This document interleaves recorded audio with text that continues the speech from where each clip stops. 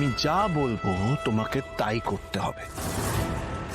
এখন শুধুমাত্র আর্যর জ্ঞান ফেরার অপেক্ষা আর সত্যিটা জানার অপেক্ষায়।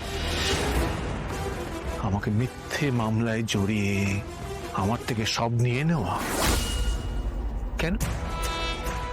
আমাকে সব জানতে হবে, সব। ও যদি ভালোই ভালোই সবটা বলে ফেলে তাহলে খুব ভালো, না হলে তোমার সামনে আমি ওকে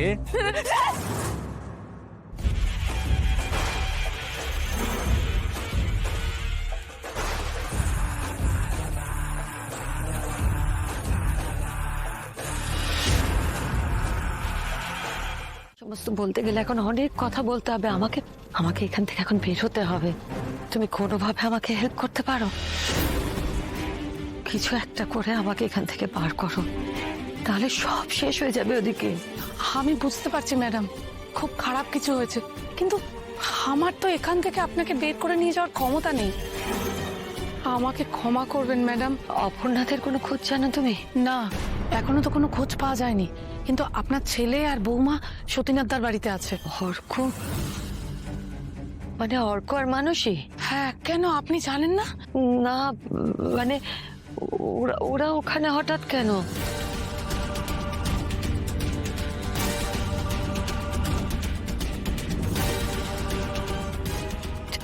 তুমি অর্কদের বলো, ওদেরকে বলো এখানকার কথা, আর বলো আমাকে যে করে হোক যেন ওরা এখান থেকে আমাকে বার করে। বুঝতে পেরেছো তো? এটাই একমাত্র উপায়, আর আমি নাহলে বেরোতে পারবো না। শেফালি, একবার এদিকে এসো তো। হ্যাঁ, আসছি। মেট্রন ডাকছেন। তুমি আমার একমাত্র ভরসা, প্লিজ কিছু করো। আমি যতটা পারবো চেষ্টা করবো আমার সাধ্য মতো, আপনি নিশ্চিন্ত থাকুন। কি হয়েছে আর্য স্যার? কি হয়েছে? এই তো গরম জলের এই অবস্থা। হ্যাঁ, এখন তো অনেক হিসেব বাকি, সব কিছুর বদলা হবে আজকে। আপনি আমাদের বেঁধে রেখেছেন কেন? খুলে দিন। এটা কি কোনো কর্পোরেট মিটিং নাকি যে কনফারেন্স রুম বুক করে হবে? আমি তো সুযোগ দিয়েছিলাম, কিন্তু সেটা তো তোমরা অ্যাপ্লাই করলে না। আগেও বলেছি, এখনো বলছি মেঘরাজ, তো যা সূত্রতা আমার সঙ্গে, অপর্ণাকে ছেড়ে দে, ওকে বাঁচতে দে। না, আপনাকে ছাড়া আমার কিসের জীবন স্যার?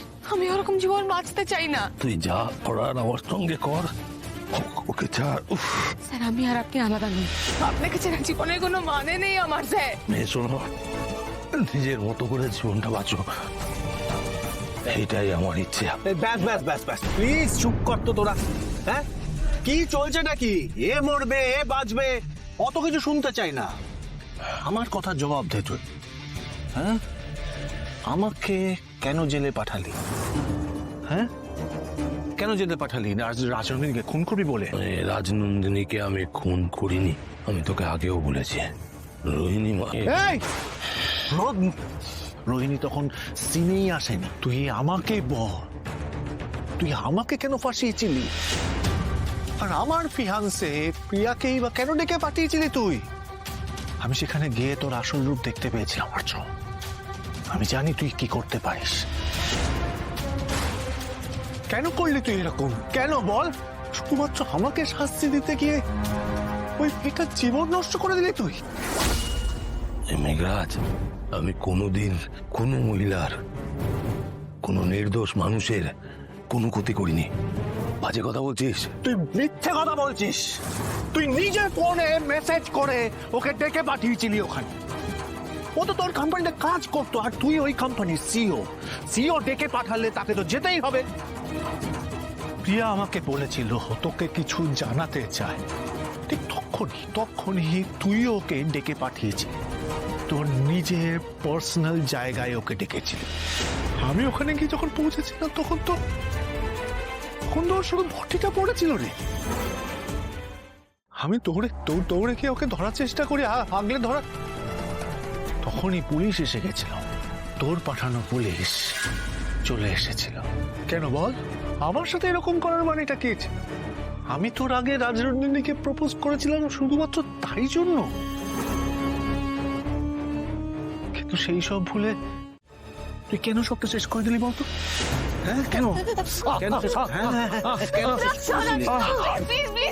প্রিয়ার খুনের অভিযোগে আমার যাবজ্জীবন হয়েছিল, কেন করেছিল তুই আমার সাথে এটা? ঠিক আছে ঠিক আছে, বেশ, তোর প্রেমিকা তোর ভালোবাসার মানুষের সামনে এখন আমি তোকে মেরে ফেলবো। তুই ভুল করছিস মেঘরাজ। আমি কোনোদিন তোর ফিয়ান্সে প্রিয়াকে ডেকে পাঠাইনি, এমনকি কোনো মেয়েকে একা ডেকে ক্ষতি করার কথাও মাথাতে আনিনি। এসব তোর মন গড়া কথা। গড়া কথা তারা মানে তোর একদিক কি আমার একদিক? হ্যাঁ তোকে এত বড় সাহস তখন থেকে বলছি শয়তান। হ্যাঁ বল শয়তান, বল কেন করলি, বল বল বল বল কেন করলি, বল। প্লিজ ছেড়ে দিন ওনাকে, প্লিজ ছেড়ে দিন, উনি আহত, ছেড়ে দিন ওনাকে, মারবেন না প্লিজ। মার যখন ইচ্ছে মার, তাতে সত্যিটা মিথ্যে আর মিথ্যেটা সত্যি হয়ে যাবে না মেঘরাজ। আমি বারবার বলছি, প্রিয়া আমাকে ডেকে পাঠিয়েছিল, এটা সত্যি। ওর আমাকে কিছু বলবার ছিল। মিথ্যে বলছিস তুই, মিথ্যে বলছিস। তুই নিজে ওকে মেসেজ করেছিলি, আমার কাছে প্রুফ আছে। আমি যখন জেল থেকে ছাড়া পাই, যখন আমার সবকিছু ওরা ফেরত দিচ্ছিল, সেখানে প্রিয়ারও ফোন ছিল। আমি ওই ফোনটা অন করে দেখি, 5টা মিনিট দিয়ে আমি ফোনটা চার্জ করে তোকে দেখাচ্ছি। ওই, এতগুলো বছর ওয়েট করেছি, 5টা মিনিট ওয়েট করতে পারবো না।